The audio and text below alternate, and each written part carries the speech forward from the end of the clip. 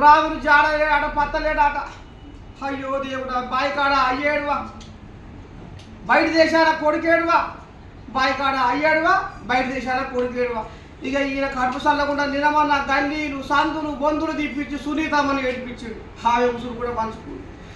ఇంటి పక్కలో తెలవడయ్యా నేను నాకు వద్దయ్యా రాజకీయం అంటే ఆమెను ఉసి కొలిపి రా నేను ఉద్దారకం చేస్తా అని. అయ్యో దేవుడా, ఆకలి పోస్తున్న కల్లా ఎంత కాడికి తీసుకొచ్చాడు చూడు ఈ రాముడు.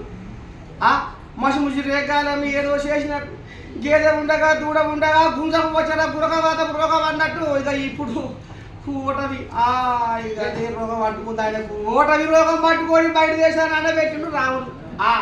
ఇక ఇప్పటికైతే మొత్తానికి మన కోయిలాగా ఏపాటి నవీన్ యాదవ్ 10-15 వేల మెజార్టీతో వచ్చింది కోయిలాగా.